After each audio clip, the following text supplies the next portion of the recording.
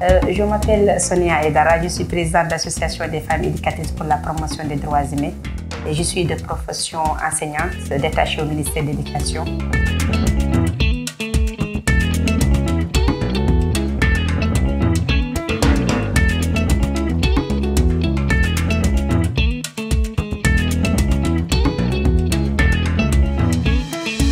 J'ai un bac plus 4 et je milite pour les droits humains depuis 20 ans. Et depuis 20 ans, cette lutte de longue haleine a fait de moi aujourd'hui. J'ai prêté le serment aujourd'hui devant le juge parce que je suis élue par la société civile dans l'Observatoire des droits des femmes et des filles. Donc, mon combat me focalise sur les droits précisément des femmes et des filles, sachant que ce sont des couches vulnérables.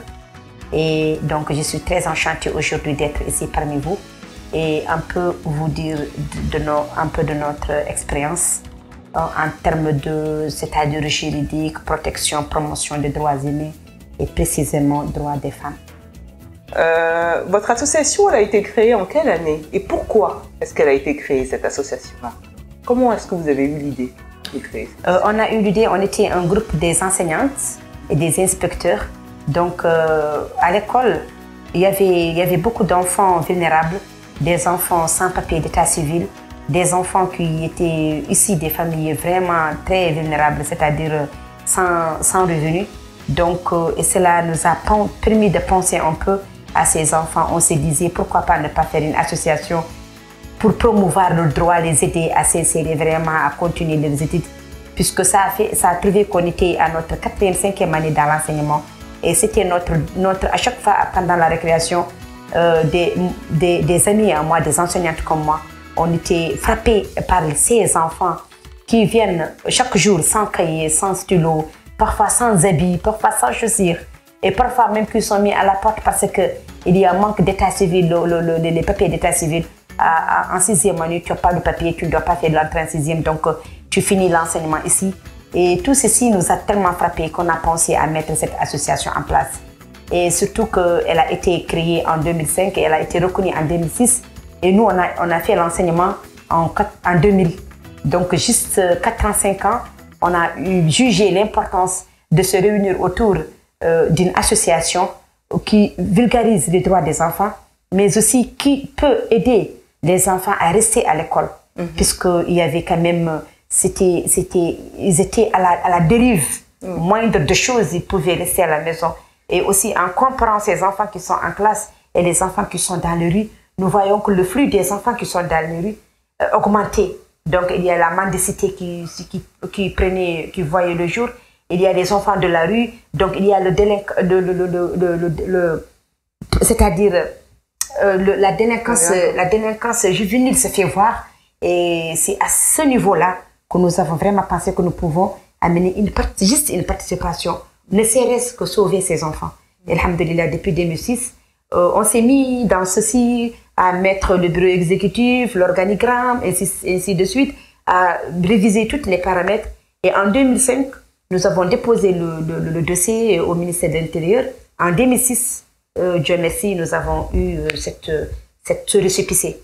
Et depuis lors, nous avons travaillé dur nuit et jour pour quand même, on a commencé à inscrire les enfants, c'est-à-dire identifier les enfants sans papier dans les écoles et faire un plaidoyer. Et ce plaidoyer a abouti quand même à faire une collaboration étroite entre l'UNICEF et le gouvernement mauritanien, c'est-à-dire l'éducation, ce qui a permis aux enfants sans papier d'état civil de pouvoir continuer les études. Et aussi, dans cette lutte de longue date, ceci a suscité une loi, c'est-à-dire obligeant l'enfant d'être en classe de 6 ans à 16 ans. De 6 ans à 16 ans, oui. C'est bien. De 6 ans à 14 ans. 14. Donc aussi, on a vulgarisé la loi, on a fait des sensibilisations auprès des parents, en les créant, c'est-à-dire en les structurant autour des coopératives des parents d'élèves pour nous aider à suivre les enfants et aussi à identifier des enfants sans papier d'état civil pour les octroyer. Le certificat octroyé par l'UNICEF, c'est-à-dire octroyé par l'État à l'UNICEF, qui permet aux enfants de continuer ses études. Et cela quand même a permis aussi à la promotion des filles, puisque quand même les filles en Mauritanie se mariaient à l'âge de 12 ans, 13 ans, 14 ans, 15 ans, le mariage précoce. Quels sont vos objectifs et quelles sont les actions que vous avez mis en place? Nos objectifs, c'était d'abord d'insérer les enfants d'une vulnérabilité extrême dans la vie active. Que ce soit des enfants qui ont pris déjà la débauche, qui sont devenus des délinquants, comment maintenant les ramener dans la vie active, et que ce soit aussi des enfants qui vivent dans des situations difficiles et surtout des précarités. Donc, et c'est pour cela, quand nous avons eu notre récépissé en 2006, il nous a fallu 2006, 7, 8, 9, 10, 5 ans ou 6 ans même pour avoir un gros financement et mettre en place un centre d'encadrement de ces enfants. Mais un centre d'encadrement préscolaire, c'est-à-dire ces enfants, nous leur donnons la chance de lire et écrire dans ce centre, et surtout avec un encadrement, avec un appui psychologique, un appui éducationnel sur le plan aussi sanitaire, et même parfois des repas communautaires, et même aussi des kits scolaires avec nos partenaires, avec des personnes de bonnes ressources, des gens des bienfaiteurs qui veulent vraiment participer. Et là, nous n'avons eu que le financement pour avoir le bâtiment. Mais après, c'est à nous maintenant. Et c'était une nécessité pour nous d'abord d'avoir un bâtiment. Et après, pour avoir le quotidien, le fonctionnement, ça c'est tout le monde qui, même si on n'en a pas, c'est des cotisations des membres. Et c'est parfois aussi des personnes de bonne volonté. C'est parfois des gens qui veulent quand même prendre en charge des orphelins, prendre en charge des enfants d'une précarité vraiment très extrême. Donc, raison pour laquelle nous avons suivi ces enfants-là. Alhamdulillah, aujourd'hui, nous avons de ces enfants qui ont fait le bac, qui ont eu le bac. C'est une fierté pour nous. Et nous avons eu des enfants de notre école qui ont pu lire. Nous, on donne d'abord l'éducation primaire. Après l'enfant, on va l'insérer. Il y a des personnes de bonne volonté qui suivent l'enfant dans les autres écoles. Il y en a qui n'ont pas eu la chance, qui vont quand même aller dans les autres écoles. Mais nous garantissons que ces enfants dans les autres écoles seront les premiers, malgré toutes les précarités qu'ils vivent. Mais nous, notre rôle, c'était qu'ils se sentent parmi les enfants, qu'ils ont les mêmes droits et qu'ils peuvent comprendre, qu'ils peuvent lire et qu'ils peuvent écrire. Donc, c'était ça notre objectif. C'est voir ces enfants-là quand même lire à côté des autres et pouvoir s'insérer dans la vie éducationnelle. Mais à côté de cette approche, nous avons remarqué aussi que pour aider l'enfant, il y a sa maman à côté, il y a sa famille à côté. Donc, nous avons aussi nous sommes orientés vers leurs parents. Donc, en tout début, nous avons organisé ces enfants que nous avons dans le centre, nous avons organisé des APE, des associations des parents d'élèves, que nous octroyons des petits dons, des petits kits pour qu'ils puissent quand même c'est-à-dire solidaires et aussi partager l'information, surtout pour l'importance de l'école. Ils ont compris ça, donc c'est tout le monde qui amène leurs enfants, parce qu'il y en a qui n'amènent pas leurs enfants. Et on a fait de telle sorte aussi que les femmes elles-mêmes, elles font des sensibilisations d'hygiène. Donc, comment utiliser le savon, comment faire l'hygiène des enfants. Les enfants arrivés au centre, c'est nous qui faisons l'hygiène. Puisque l'enfant, il venait avec tout ce que cela veut dire. Et puis, sans même pour autant se brosser, on avait une autre ONG qui nous donnait des brosses à dents, des kits, de tout. Donc, il fallait former les mamans. Et en plus, il y a les MGF, quand il y a la sensibilisation des MGF, on s'orientait directement avec les mamans. Et surtout qu'on a pu aussi faire des mamans des coopératives. Des coopératives qui travaillent avec le peu de moyens qu'ils ont pour nous aider leurs enfants à rester dans l'école, à manger, aussi à subvenir à leurs besoins. Donc c'est par rapport à ça, c'est petit à petit. Quand on est arrivé aussi à mettre dans cette localité ici à Nouakchott, on a mis des parents d'élèves, des associations des femmes et des coopératives. On les a aidés, on les a boostés à travailler d'abord leur propre fonds, à se cotiser, à être autonomes. Là maintenant, nous pouvons aller chercher des financements pour vous ou bien des petites activités génératrices de revenus, pas des gros financements, mais quand même des petites AGR de 100 000, 200 000 qui nous vous montrons comment fructifier ces petites sommes. Et là, la femme, elle devient indépendante avec ses enfants, donc elle ne va plus aller faire la rue, elle ne va plus aller se vadrouiller, elle n'a pas le temps d'aller puisqu'elle a une activité. Et nous suivons chaque 6 mois, il y a là où ça manque, nous renforçons, il y a des formations, etc. etc. Et c'est dans cette élancée que nous avons aussi vu comment beaucoup de femmes vivent des violences, surtout des violences verbales, des violences psychologiques, des violences administratives, des violences physiques et les bâties. Donc c'est à travers cette campagne avec ces femmes sur le terrain qui nous a aussi permis d'aller en avant, d'aller très loin avec les femmes en plaidant pour leur cause. C'est-à-dire que la Mauritanie, c'est-à-dire que la justice mauritanienne puisse sanctionner ces hommes qui osent mettre la main sur la femme. Que la justice, on est tout le temps entre la police, les radis, le tribunal. Même ce matin, je viens du commissariat 5e 1, puisque il y a un monsieur qui est gardé là-bas, puisque quand même il a bastonné sa femme jusqu'à même péter son nez. Donc, nous sommes maintenant c'est à ce niveau-là pour que les hommes comprennent qu'on ne doit plus frapper la femme et qu'on ne doit plus c'est-à-dire la prendre en otage, l'empêcher de travailler, souvent l'empêcher d'avoir des activités, souvent la maltraiter. Donc, cette lutte, elle est de longue haleine. Ce n'est pas du jour au lendemain. Mais nous pensons qu'aujourd'hui, avec tout l'arsenal juridique que nous avons, il y a souvent où il y a l'impunité. C'est ce qui faisait que dans la tête des Mauritaniens, parfois que la violence elle est normale. Tellement que les femmes subissent des violences, tellement que dans nos familles, dans nos foyers, les femmes subissent des violences, que c'est devenu normal de voir un homme frapper sa femme. Et surtout, les coutumes diffèrent, et surtout les communautés diffèrent. Là où vous entendez, on peut marier une deuxième femme, la polygamie par exemple. Là où vous entendez, non, on n'accepte pas la polygamie. Là où vous voyez qu'on peut bastonner une femme, là-bas on ne peut pas bastonner. Il fallait quand même que nous soyons unis sur une seule chose. Fini les violences faites aux femmes, fini les violences basées sur le genre. Maintenant, pour l'avenir des enfants, il faudra une famille stable. Et pour cela, avec l'OMASEF, avec le commissariat aux droits de l'homme, nous avons pu mettre en place des comités, nous avons pu mettre en place des brochures qui nous permettent d'aller en avant, d'aller dans les points les plus reculés et surtout de mettre fin, et surtout avec aussi l'appui du gouvernement, même si parfois il y a l'impunité, même si parfois quand même vous voyez des choses et que vous n'arrivez pas à trouver l'auteur, même si parfois on vous dit que l'auteur est un fou, donc nous faisons des poursuites. Quand même, la plupart du temps, quand l'affaire arrive au niveau juridique et que nous sommes là, que nous tenons l'affaire entre les mains, la plupart du temps, il y a un aboutissement. Il y a quand même un résultat qui se fait voir.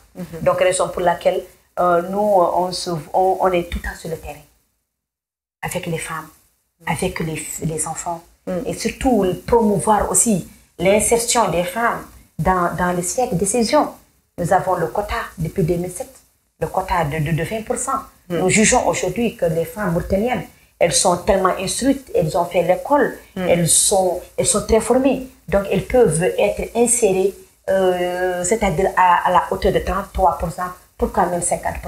Donc, nous faisons c'est-à-dire ce chevauchement d'activités entre le terrain et aussi de plaider au haut niveau pour qu'on puisse être respecté, être responsable et aussi il faut donner à César ce qui appartient à César. Et dans votre comité, est-ce que les hommes agissent aussi avec vous? Est-ce qu'il y a beaucoup d'hommes qui sont dans votre association, qui interviennent au niveau... Il y en a quand même. Il y a des hommes féministes, c'est ce qu'on appelle des hommes féministes. C'est des hommes qui militent pour la cause de la femme, mais ils ne sont pas nombreux. Ils sont rares.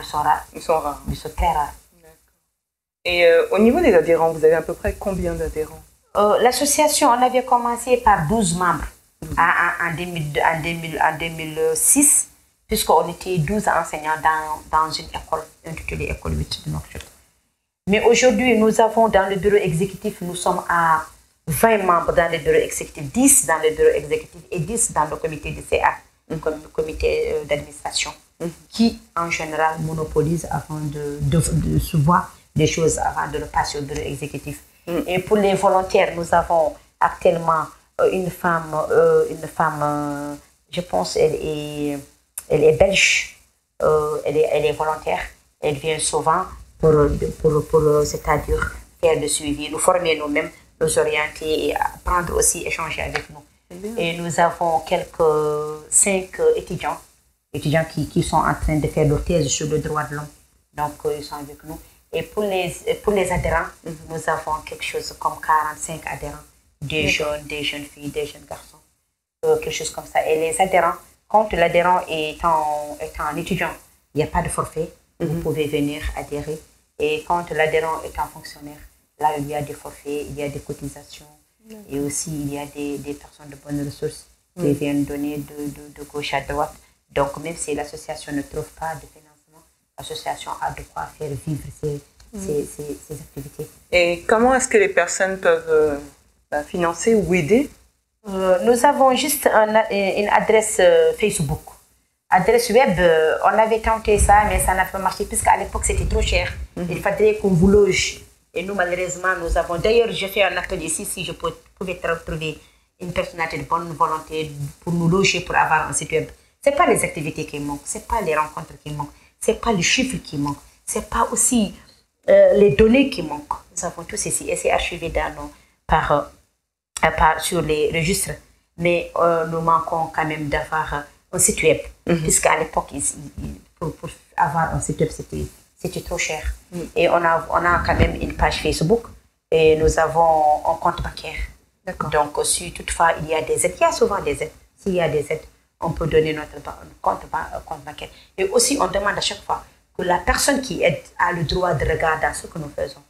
Il aura un rapport d'activité, il aura des photos de l'aide qu'il a donnée. Même si c'est une aide en argent, cet argent va être certifié soit par des sacs, des kits scolaires, soit par des repas communautaires, soit par des tenues vestimentaires, les habits, soit par des couvertures pour les enfants, soit par des caches pour leurs parents, soit par des rations alimentaires pour les mamans, pour les familles. Donc, à chaque fois que l'aide arrive, il est tout de suite, c'est-à-dire dispatché selon le besoin, là où le besoin se fait sentir.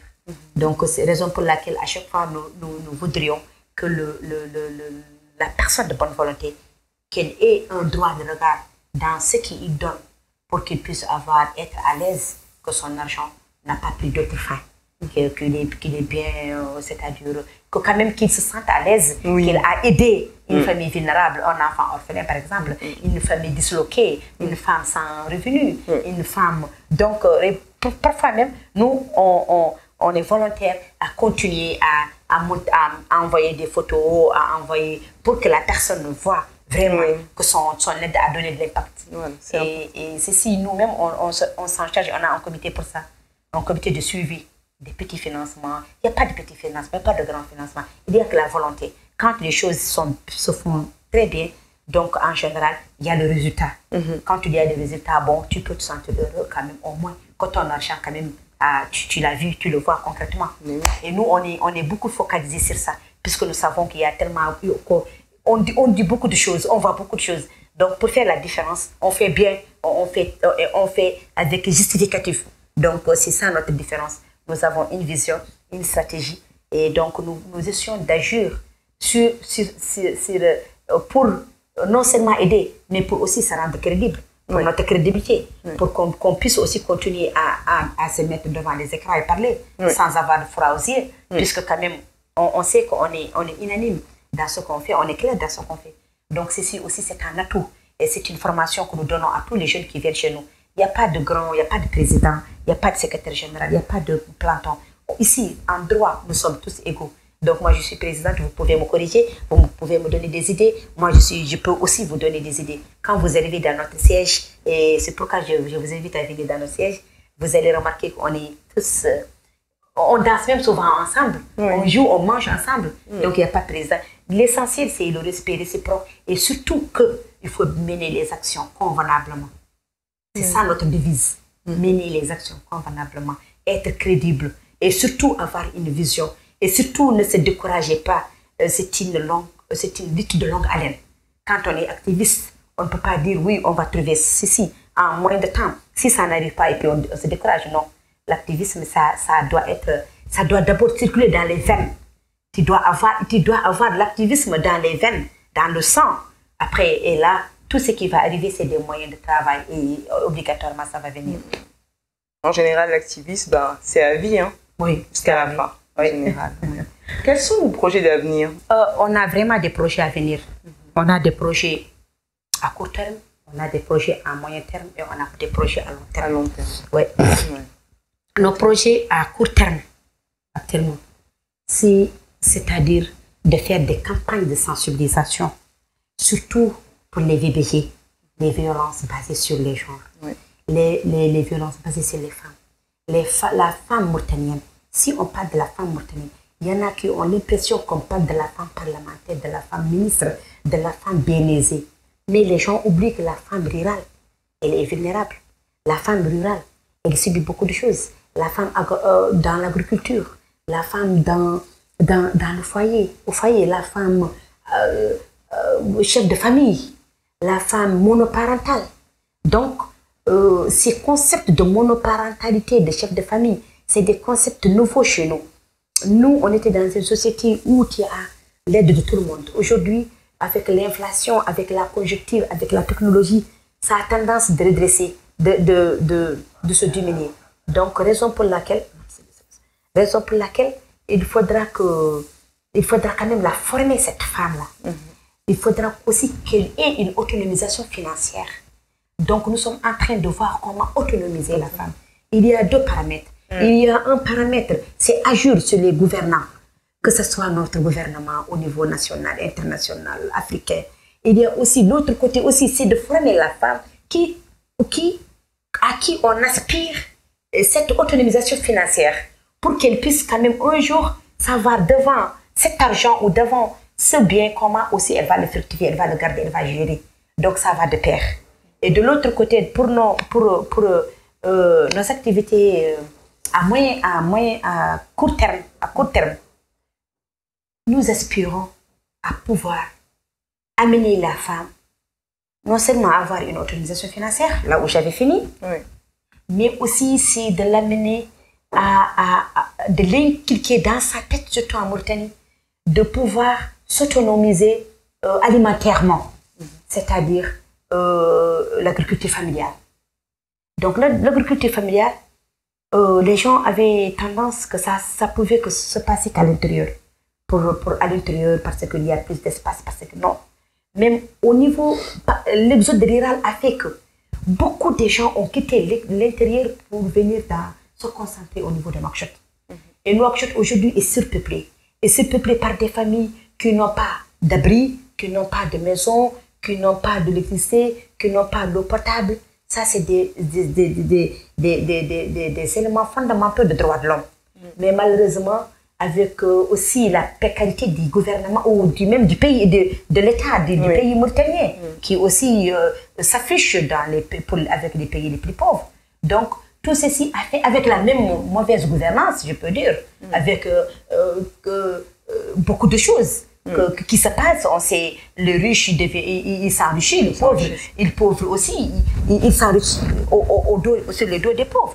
Donc les pauvres, il n'est pas dans les sphères de décision, il n'a rien, il n'a pas fait l'école, et puis en même temps, il est pris en otage par les gouvernants, si j'ose dire. Donc par les mafieux, c'est des mafieux qui sont au niveau du système, c'est des mafieux. Donc ça aussi, on peut en venir. Donc du coup, le citoyen lambda, et précisément la femme, elle est encore beaucoup plus vulnérable. Donc, pour lui sortir de cette gouffre, on a pensé que l'amener à avoir des idées ou avoir des projets sur l'agriculture familiale pouvait l'aider quand même au moins à sa consommation et à la consommation de ses enfants. Ça, quand même, c'est un projet dans l'avenir, au moins à court terme, que nous voudrons vraiment, si nous arrivons à avoir des personnes de bonne volonté, non seulement pour nous former, mais aussi pour nous financer, pour nous aider à les assister. Parce que par là, nous allons voir que cette autonomie financière va s'orienter vers aussi une autonomisation alimentaire qui fera que cette famille va manger à leur aise et à des prix et même pourront en faire des activités génératrices de revenus. Et pour notre objectif à long terme, nous voudrions vraiment amener, c'est-à-dire faire des grandes campagnes de plaidoyer, des grandes campagnes de plaidoyer pour la protection, pour la loi protégeant les défenseurs en Mauritanie. Les défenseurs en Mauritanie n'ont pas de loi. Nous voulons aussi une loi protégeant les femmes. Nous n'avons pas de loi. Même si aujourd'hui j'ai prêté serment parce qu'il y a une institution qui vient de voir jour en Mauritanie, intitulé l'Observatoire des droits des femmes et des filles. Mais cet observatoire, il va rester indépendant et une institution. Comme on dit Commission nationale des droits des femmes, des droits de l'homme, comme on dit le mécanisme de prévention contre la torture. C'est ces deux institutions que nous avons en Mauritanie des droits de l'homme. Et aujourd'hui, c'est la troisième institution dont je fais partie. Et c'est un honneur pour moi. Parce que je sais que mon travail de longue haleine peut quand même au moins me donner le mérite d'être ici. Mais cette institution ne peut pas remplacer ni la loi protégeant la femme, ni la cause de la femme.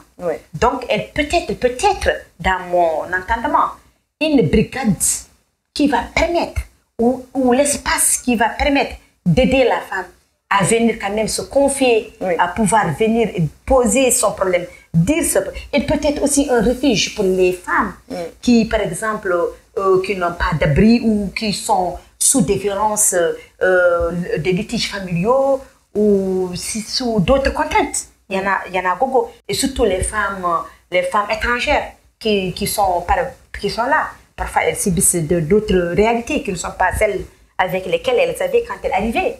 Donc, cet observatoire peut les donner cette chance. Puisque jusqu'à présent, je ne sais pas exactement les tâches et les consorts. Mais il ne peut en aucun cas remplacer la loi dont nous aspirons. Cette loi dont nous faisons une grande campagne de plaidoyer au niveau international, au niveau national, au niveau des gouvernants, au niveau des lobbies, au niveau des mafieux, au niveau du système mauritanien. Nous voulons notre loi nous protégeant. On va se sentir sécurisé. On va se sentir vraiment comme les autres pays, là où la femme peut vraiment se sentir heureuse qu'elle a une loi qui la protège. Donc, nous avons aussi le plaidoyer du nouveau, c'est-à-dire de la nouvelle loi, c'est-à-dire qui structure la société civile. Elle n'est pas encore vulgarisée. Et surtout, il y a aussi tas de conventions, beaucoup de conventions que la Mauritanie a ratifiées, que la Mauritanie n'a pas respectées. Il y a beaucoup de conventions que la Mauritanie, des recommandations que la Mauritanie a eues au niveau international, que la Mauritanie n'a pas l'intention c'est-à-dire de les revoir. Donc, à ce niveau-là, ça c'est notre lutte, non seulement de longue haleine, mais c'est notre mission à long terme. Si je te dis à long terme, c'est-à-dire on va continuer à plaider, tant au niveau international, tant au niveau national, que nous arrivons non seulement à plaider pour notre protection, les défenseurs.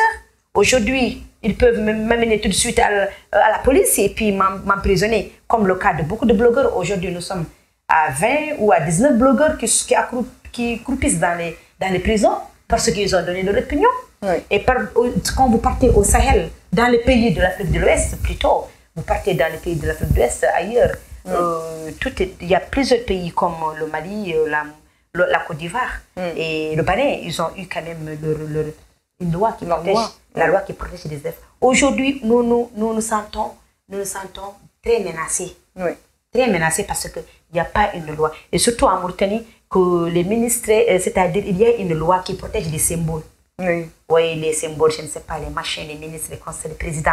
Pourquoi pas une loi qui nous protège, nous les défenseurs? Nous sommes très sensibles, notre combat est très sensible. Et parfois même, il est regardé par un mauvais œil. Parfois, il est diabolisé. Parfois, oui, vous êtes extrémiste. Parfois, oui, vous êtes radicaliste. Oui, vous êtes en train de conscientiser la population. On ne peut pas prétendre à un état de droit s'il n'y a pas une conscientisation effective de la population. Parce qu'il faudra que la population soit consciente de leurs droits et de leurs devoirs.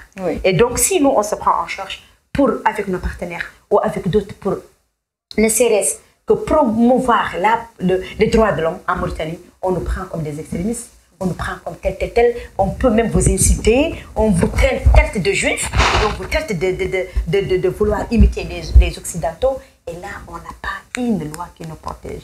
Il nous faut cette loi. Et tant d'autres. La Mauritanie a signé, est partie à Genève pour l'examen périodique universel. Et elle a ratifié, elle a accepté sur 201 recommandations, elle a accepté 200, elle a refusé quand même, parmi les 201, elle a refusé 65. Mais les 65 qu'elle a refusé, on veut savoir c'est quelle recommandation. c'est où, c'est comment, c'est pourquoi. Et même celle que vous avez acceptée. D'ici 2023, vous devrez, c'est-à-dire on doit passer à une autre étape. Voir est-ce que ça a été fait. Donc, si nous, la société civile, nous ne sommes pas impliqués dans ces procédures et nous ne savons pas, parfois tout est des non-dits très bien. Donc, parfois, il faudra quand même oser, et très oser, pour quand même aussi avoir le soutien des autres Mauritaniens qui sont à l'extérieur, à l'occurrence de Kohinoun et d'autres, qui nous soutiennent, qui nous aident, qui nous donnent l'information, qui nous guident. Oui. Et là, quand même, nous, tout ce qui va se faire, on pourra quand même au moins, même si on va se prendre en charge, aller quand même plaider, aller quand même dénoncer, surtout dénoncer. Oui. Parce qu'on ne peut pas être militant de droit de l'homme sans dénoncer. Et on ne peut pas rester là à demander. Le droit s'arrache. Oui. On ne doit pas attendre à ce que le président de la République ou son premier ministre ou tel ministre nous donne le droit. Donc, on va arracher nos droits par notre combat de cette lutte de longue haleine. Mais si aussi vous êtes mis dans c'est-à-dire enfermé dans une chambre ou dans une coquille, donc ici aussi, ça, même si votre lutte aura effet, mais c'est mollo, c'est pas quand même... ça prend du temps. Ça va prendre du temps. Donc ici, je fais appel à tout le monde, la diaspora mauritanienne, africaine, toutes les personnes de bonne volonté, de vouloir vraiment se focaliser pour qu'on puisse quand même sortir de ces machins, quoi. Pour qu'on puisse quand même le faire entendre. Merci beaucoup, Sonia. Malheureusement, l'entretien va prendre fin. Merci.